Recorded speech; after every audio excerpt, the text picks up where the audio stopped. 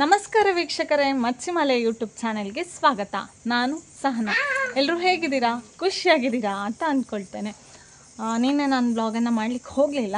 ಯಾಕಂತ ಹೇಳಿದರೆ ಹಲಸಿನಕಾಯಿ ಚಿಪ್ಸ್ ಮಾಡಿದೆವು, ಹಾಗಾಗಿ ಬ್ಲಾಗನ್ನು ಮಾಡಲಿಕ್ಕೆ ಆಗಲಿಲ್ಲ ನನಗೆ.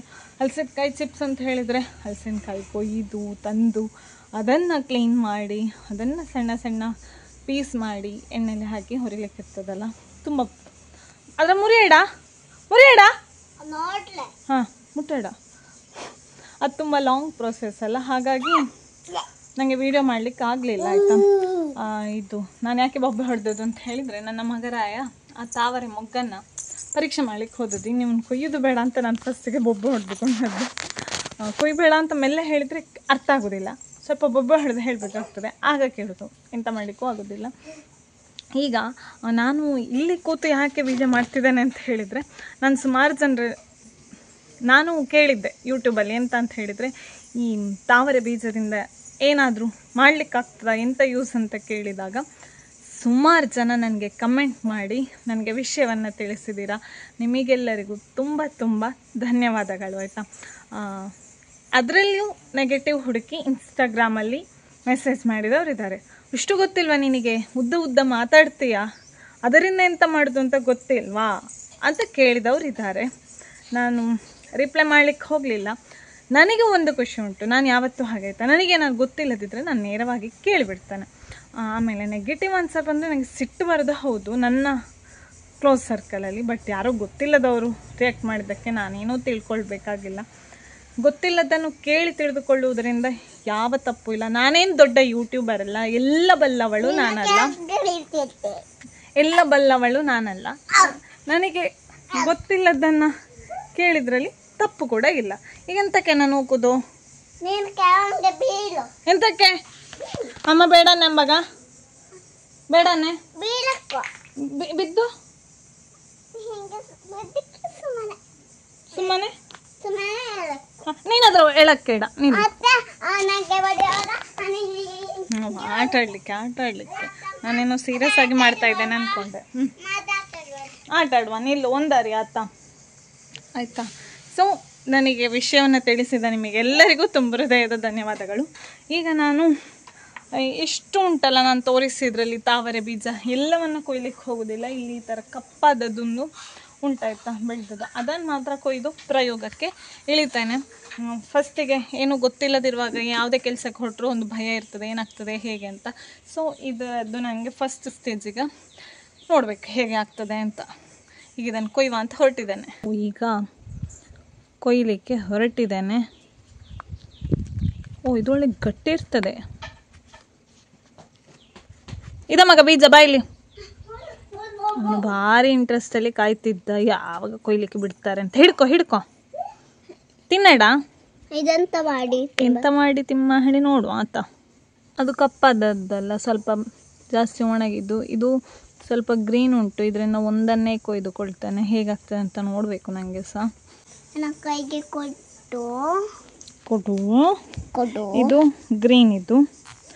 ಆಮೇಲೆ ಇನ್ನು ಉಳಿದರೆ ಇದು ಮಗ ಹಿಡಿಕಾಯಿ, ಇದು ಸ್ವಲ್ಪ ಬೆಳೆದದ್ದು. ಹತ್ರ ತಿಂಬಲ ಉತ್ತಡ ನೋಡುವ ಅಂತ. ಇದು 4 ಸ್ವಲ್ಪ ಕಟ ಹೇಳ್ತದೆ, ಇದು ಅಷ್ಟರ ಮಟ್ಟಿಗೆ ಹೇಳುವುದಿಲ್ಲ. ಇದು ನೋಡಿ ಚಂದ ಕಟ ಹೇಳ್ತದೆ. ಇದು ಈ ತಾವರೆ ಬೀಜ ಓಪನ್ ಮಾಡಲಿಕ್ಕೆ ಭಾರಿ ಗಟ್ಟಿ ಉಂಟಾಯ್ತಾ. ನಾನು ಕುಟ್ಟಿಯೆಲ್ಲ ನೋಡಿದೆ, ಆಗಲಿಲ್ಲ. ಸೊ ಈಗ ಚೂರಿಯಲ್ಲಿ ಅದನ್ನು ತುಂಡು ಮಾಡಲಿಕ್ಕೆ ಹೊರಟಿದ್ದೇನೆ. ಒಳ್ಳೆ ದಪ್ಪ ಉಂಟು, ಗಟ್ಟಿ ಕೂಡ ಉಂಟು. ಆಮೇಲೆ ಸ್ವಲ್ಪ ಕೈಯಲ್ಲೇ ಈ ಥರ ಬಿಡಿಸ್ಲಿಕ್ಕೆ ಶುರು ಮಾಡಿದೆ. ಒಟ್ಟಿನಲ್ಲಿ ಈ ಸಿಪ್ಪೆ ಭಾರಿ ಗಟ್ಟಿ ಉಂಟು, ಹಾಗೆ ದಪ್ಪ ಕೂಡ ಉಂಟದು. ಇದನ್ನು ಈ ಥರ ಗಟ್ಟಿ ಇರೋದನ್ನು ಆಮೇಲೆ ತುಂಡು ಮಾಡಿ ಎಲ್ಲ ಓಪನ್ ಮಾಡಿ ಆಗುವಾಗ ಬಿಳಿ ಬಣ್ಣದ್ದು ಮೆತ್ತಗೆ ಇರ್ತದೆ. ಇದರೊಳಗೆ ಒಂದು ಚಿಗುರು ಕೂಡ ಇರ್ತದೆ. ಇದರ ರುಚಿ ಹಸಿ ನೆಲಗಡಲೆಯನ್ನು ತಿಂದರೆ ಸ್ವಲ್ಪ ಹೇಗಾಗ್ತದೋ ಅದರ ಹತ್ತಿರ ಉಂಟು, ಆ ಥರ ರುಚಿ ಉಂಟು. ಮಾತ್ರ ಆ ಚಿಗುರು ಉಂಟಲ್ಲ, ಅದು ಸ್ವಲ್ಪ ಕಹಿ ಉಂಟು. ಮಗಳಿಗೆ ಅಷ್ಟು ಹಿಡಿಸಲಿಲ್ಲ ಅದು. ಮಗನಿಗೆ ಹಿಡಿಸಿತ್ತು, ಅವನು ತಿಂದ. ಮತ್ತು ಆ ಬೀಜ ಗಟ್ಟಿ ಏನಿಲ್ಲ, ಅದರ ಸಿಪ್ಪೆ ಮಾತ್ರ ಗಟ್ಟಿ. ಇದು ಮೆತ್ತಗೆ ಮೆತ್ತಗೆ ಉಂಟು.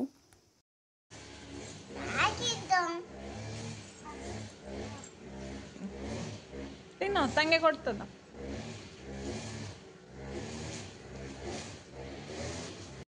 ನನ್ನ ಅತ್ತೆ ಇಲ್ಲಿ ಹಾಲು ಬಾಯಿ ಮಾಡುವ ಅಂತ ಹೊರಟಿದ್ರು. ಸೊ ನಾನು ವಿಡಿಯೋ ಮಾಡ್ತಾ ಇದ್ದೇನೆ.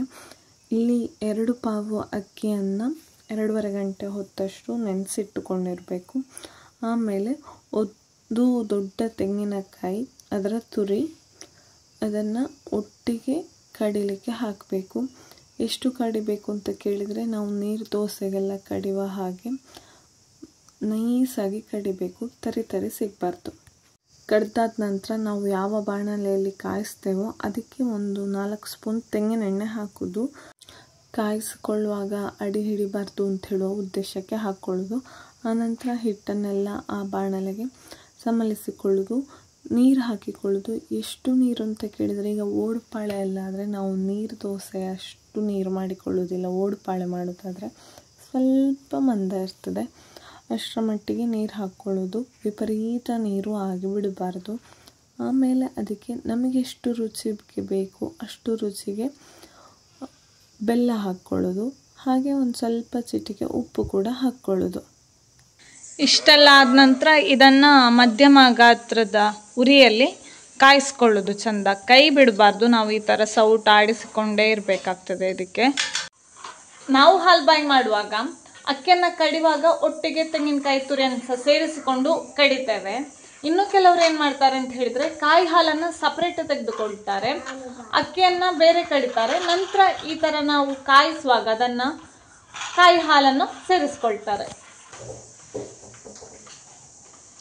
ನಾನಿಲ್ಲಿ ಬಾಳೆ ಎಲೆಗೆ ಎಣ್ಣೆ ಸವರ್ತಾ ಇದ್ದೇನೆ ಆಯ್ತಾ. ಇಲ್ಲಿ ಅಡಿಯಲ್ಲಿ ತಟ್ಟೆ ಉಂಟು. ಈ ಬಿಸಿ ಬಿಸಿ ಹಾಲು ಬಾಯಿ ಆದ ನಂತರ ಬಿಸಿ ಬಿಸಿ ಈ ಬಾಳೆ ಎಲೆ ಮೇಲೆ ಹಾಕಿದ್ರೆ ಉಂಟಲ್ಲ, ಅದರ ಪರಿಮಳವೇ ಬೇರೆ. ಈ ಬಾಳೆ ಎಲೆ ಮತ್ತೆ ಆ ಬೆಂದ ಹಾಲು ಬಾಯಿ ಎಲ್ಲ ಆಗುವ ಪರಿಮಳವೇ ಬೇರೆ. ಸರ್ತ ಮಾಡುವುದು, ಇನ್ನು ಸರ್ತ. ಸಾಕು. ಅಯ್ಯೋ ನೋಡಿ, ಲೂಟಿ ಮಾಡಿದ್ದು ನನ್ನ ಮಗ ಬಂದು. ಯಾವತ್ತು ಮಾಡಿದ ಲೂಟಿ ಇವತ್ತು ಮಾಡಿದಾನೆ. ಎಂತ ಇಲ್ಲ, ಅವನಿಗೆ ಉದಾಸೀನ ಉಂಟು, ಆಗದಿಂದ ತಲೆ ಕೂಡ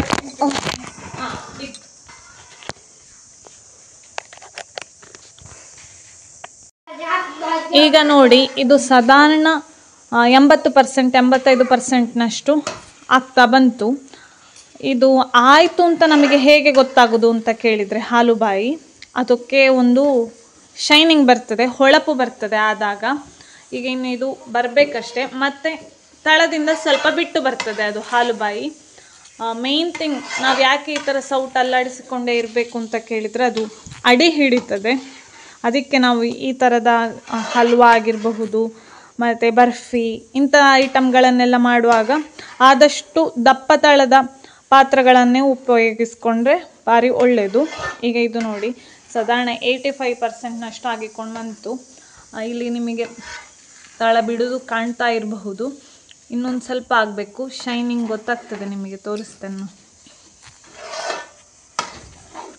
ನೋಡಿ. ಒಂದು ಹೊಳಪು ಬರ್ತಾ ಉಂಟು. ಅದಕ್ಕೆ ಯಾವ ಆರ್ಟಿಫಿಷಿಯಲ್ ಹೊಳಪಾಗಲಿ ಎಂತ ಹಾಕೋದಿಲ್ಲ. ನಾವೀಗ ಪೇಟೆಯಲ್ಲಿ ಸಿಗುವ ಕಟ್ಲಿಸ್ ಆದರೆ ಭಾರಿ ಹೊಳಪುಂಟು ಅಂತ ಖುಷಿಯಲ್ಲಿ ತಿಂತೇವೆ. ಆದರೆ ಕಟ್ಲಿಸ್ ಪಳಪಳ ಹೊಳಿಲಿಕ್ಕೆ ಎಂಥದೋ ಒಂದು ಜೆಲ್ಲಿ ಹಾಕ್ತಾರಂತೆ. ಅದು ನನಗೆ ಇತ್ತೀಚೆಗೆ ಗೊತ್ತಾದದ್ದು. ಆದರೆ ನೋಡಿ, ಇದು ಪ್ಯೂರ್ಲಿ ಹೋಮ್ ಮೇಡ್, ಯಾವುದೇ ಥರದ ಆರ್ಟಿಫಿಷಿಯಲ್ ಇಲ್ಲದೆ ಎಷ್ಟು ಚಂದ ಹೊಳಪು ಬರ್ತಾ ಉಂಟು ಅಂತ. ನಮ್ಮ ಟ್ರೆಡಿಷನಲ್ ತಿಂಡಿಗಳು ತಿನ್ನಲಿಕ್ಕೆ ಎಷ್ಟು ರುಚಿಯೋ ಮಾಡಲಿಕ್ಕೆ ಕೂಡ ಅಷ್ಟೇ ಹೊತ್ತು ಹಿಡಿತದೆ. ಆ ಹೊತ್ತು ಹಿಡಿಯುವ ಕಾರಣವೇ ಏನು, ಅದು ಬಹಳ ರುಚಿಯಾಗಿರುತ್ತಾಯ್ತಾ. ಈಗ ಇಲ್ಲಿ ಮಾಡ್ತಾ ಇರೋದು ನಾವು ಅಕ್ಕಿದು ಹಾಲು ಬಾಯಿ, ಇನ್ನು ರಾಗಿ ಹಾಲು ಬಾಯಿ, ಗೋಧಿದು ಹಾಲು ಬಾಯಿ ಅಂತೆಲ್ಲ ಸುಮಾರು ನಮೂನೆಯ ಹಾಲು ಬಾಯಿಗಳನ್ನೆಲ್ಲ ಮಾಡ್ತಾರೆ. ಈಗ ನೋಡಿ, ಬಾಳೆ ಎಲೆಗೆಲ್ಲ ತೆಂಗಿನ ಎಣ್ಣೆಯನ್ನು ಹಚ್ಚಿ ಇಟ್ಟೆ. ತೆಂಗಿನೆಣ್ಣೆ ಪರಿಮಳ ಕೂಡ, ಮತ್ತು ಈ ಥರ ಹಸಿ ಬಾಳೆಯಲ್ಲಿ ಹಾಕಿದಾಗ ಅದು ಹಾಲು ಬಾಯಿ ಚಂದ ಪರಿಮಳ ಬರ್ತದೆ ಅಂತ ಲೆಕ್ಕ ಆಯ್ತಾ. ಮೊದಲೆಲ್ಲ ಅಡಿಯಲ್ಲಿ ಕೆರ್ಶಿ ಹಾಕಿ ಅದರ ಮೇಲೆ ಈ ಥರ ಬಾಳೆ ಎಲೆಯನ್ನು ಹಾಕ್ತಿದ್ರು. ಈಗ ನಾವು ನಮ್ಮಲ್ಲಿ ಕೆರ್ಶಿ ಉಂಟು, ಇಲ್ಲ ಅಂತಲ್ಲ, ಮೇಲಿಂದ ತರಲಿಕ್ಕೆ ಜಾಸ್ತಿನೇ ಇತ್ತಷ್ಟೇ. ಸೊ ನಾವು ತಟ್ಟೆ ಹಾಕ್ಕೊಂಡಿದ್ದೇವೆ ಅಡಿಯಲ್ಲಿ. ನನ್ನ ಮಗ ಬಂದು ಎಡೆಯಲ್ಲಿ ಲೂಟಿ ಮಾಡಿದ್ದು ಕೂಡ ಖಂಡಿತ ಅಲ್ಲ, ಅವನಿಗೆ ಉದಾಸೀನ ಆಗ್ತಾ ಉಂಟು. ಇವರನ್ನೆಲ್ಲ ಸಹಿಸಿಕೊಂಡು ನೋಡಿಕೊಂಡು ನಾವು ತಿಂಡಿಗಳನ್ನು ಮಾಡೋದಾಯ್ತಾ. ಇದೇ ಉದ್ದೇಶದಿಂದ ನಾನು ನನ್ನ ಲಾಸ್ಟ್ ವ್ಲಾಗನ್ನು ಮಾಡಲಿಲ್ಲ, ಅಂದರೆ ನಿನ್ನೆ ವ್ಲಾಗ್ ಹಾಕಲಿಕ್ಕೆ ಆಗದೇ ಇರಲಿಕ್ಕೆ ಕಾರಣ ಇದುವೆ. ಆ ಹಲಸಿನಕಾಯಿ ಚಿಪ್ಸ್ ಮಾಡುವಾಗ ಇವರಿಬ್ಬರನ್ನು ಸಹ ನೋಡಿಕೊಳ್ಬೇಕು, ಅದರ ಜೊತೆ ಎಣ್ಣೆಯ ಜೊತೆ ಸಾಹಸ ಬೇಡ ಅಂತ ಕಂಡಿತ್ತು. ಹಾಗಾಗಿ ನಿನ್ನೆ ವ್ಲಾಗ್ ಮಾಡಲಿಲ್ಲ. ಇದಾರು ತಂಗಿ ತಲೆಗೆ ಚಿಟ್ಟೆ ಕೂತಿದ್ದು? ಓಹೋ ನೋಡ ತಂಗಿ, ಇದಾರು ಚಿಟ್ಟೆ ಹಾಕಿದ್ದು ತಲೆಗೆ? ಅಣ್ಣನ ಬಾರಿ. ಈಗ ನೋಡಿ ಶೈನಿಂಗ್ ಬಂದಿದೆ ಇದು, ಅದರ ಜೊತೆ ಪರಿಮಳ ಕೂಡ ಬರ್ತಾ ಉಂಟು. ಆದರೆ ಪರಿಮಳವನ್ನು ನಿಮಗೆ ಆಸ್ವಾದಿಸ್ಲಿಕ್ಕೆ ಸಾಧ್ಯ ಇಲ್ಲ, ಆದರೆ ನೋಡಿ ಕಣ್ ತುಂಬಿಸ್ಕೊಳ್ಬಹುದಷ್ಟೆ. ನೀವು ಮಾಡಿ, ಆಗ ನಿಮಗೆ ಅದರ ಆಸ್ವಾದನೆ, ರುಚಿ ಎಲ್ಲವೂ ಸಿಗ್ತದೆ. ಪರಿಮಳ ಬರ್ತಾ ಇದ್ದ ನೋಡಿ. ಇದು ಆಗಿಕೊಂಡು ಬಂತು, ಈಗ ತಳ ಬಿಡ್ತಾ ಉಂಟು ಕರೆಕ್ಟಾಗಿ. ಇನ್ನು ಇದನ್ನು ಈ ಥರ ಬಾಳೆ ಎಲೆಗೆ ಹಾಕೊಳ್ಳೋದು.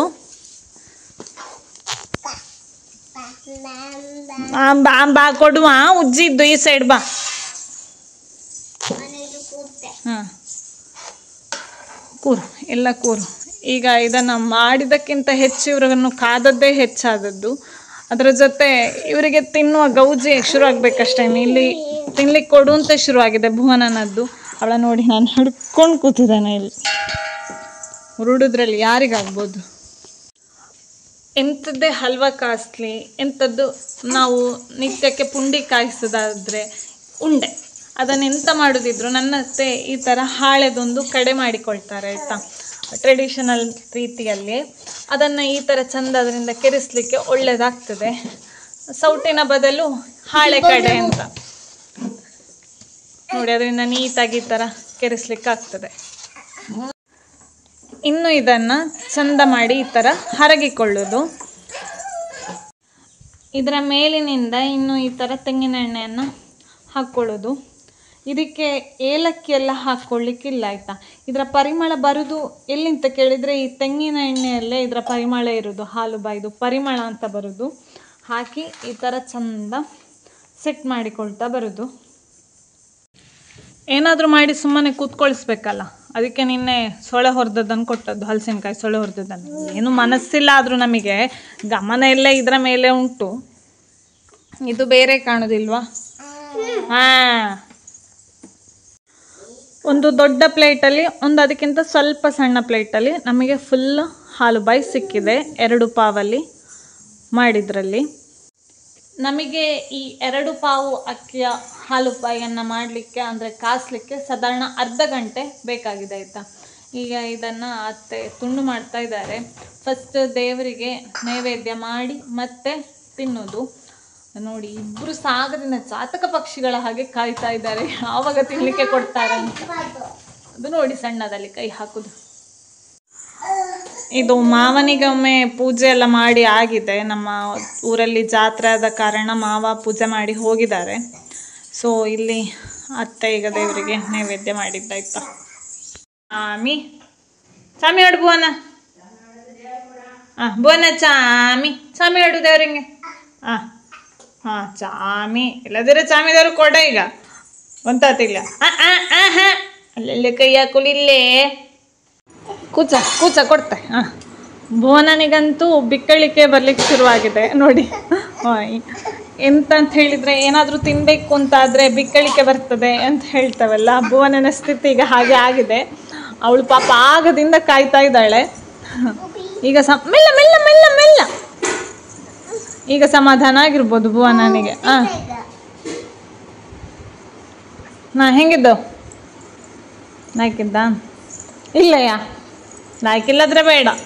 ಮುಖ ನೋಡಿ, ಅವನಿಗೆ ರಜೆ ಅಂತ ಹೇಳುದು ಉದಾಸೀನ ಹಿಡಿದು ಸತ್ತಿದೆ. ಅವನ ಮುಖ ನೋಡಿ ಹೇಗಾಗಿದೆ ಅಂತ ಹೇಳಿ. ಈಗ ನಿನ್ನ ಬೇಡ ನೆಂಬಾಗ ಎಂತಕ್ಕೆ ಬೇಕು? ಲಾಯ್ಕಿಲ್ಲ ಅಲ್ಲ, ಬೇಡಾನೆ ತಂಗೆ ನಿನಗಾತ, ಅಣ್ಣಂಗೆ ಬೇಡ ಆತ.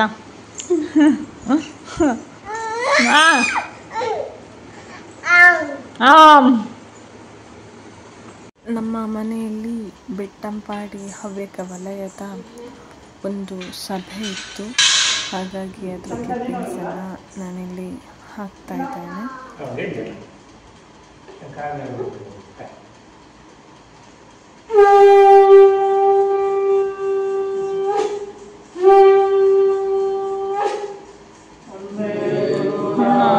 ಚರಣಾರವಿಂದೇ ಸಂದರ್ಶಿತ ಸ್ವಾತ್ಮಸುಖಾವಬೋಧೆ ಜನಸ್ಯ ಜಾಂಗಲಿಕಾಯಮಾನೆ ಸಂಸಾರಹಾಲಾಹಲಮೋಹಶಾಂತೆ.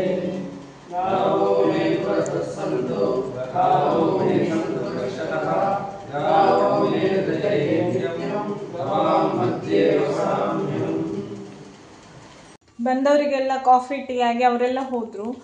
ಆಮೇಲೆ ನಂತರ ಅತ್ತೆ ಕೆದೆಗೆ ಹೋದ್ರು. ನಾನಿಲ್ಲೆಲ್ಲ ಒತ್ತಾರೆ ಮಾಡಿದೆ.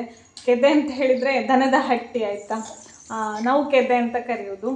ನಾನು ಅತ್ತೆ ಈಗ ತಿಂಡಿ ತಿಂತಾ ಇದ್ದೇವೆ. ತಿಂಡಿಗೆ ಎಂತ ಮಾಡಿದ್ದೆವು ಅಂತ ಕೇಳಿದರೆ ಅವಲಕ್ಕಿ ಮತ್ತು ಅತ್ತೆ ಮಾಡಿದ್ರಲ್ಲ ಹಾಲುಬಾಯಿ ಅದು, ಮತ್ತು ನಿನ್ನೆ ಮಾಡಿದ ಹಲಸಿನಕಾಯಿ ಚಿಪ್ಸ್ ಆಯಿತಾ. ನಾವಿಬ್ಬರು ಕೂತ್ಕೊಂಡು ತಿಂತಾ ಇದ್ದೇವೆ. ನನಗೊಂದು ಹೇಳಲಿಕ್ಕೆ ಮರ್ತು ಹೋದ್ದು ಏನಪ್ಪ ಅಂತ ಕೇಳಿದರೆ, ಅವಳಿಗೆ ಅಲ್ಲಿ ಮೊಸರು ಸಿಕ್ಕಿದೆ. ಹಾಗೆ ಮರ್ತು ಹೋದ್ದು ಏನು ಅಂತ ಹೇಳಿದರೆ,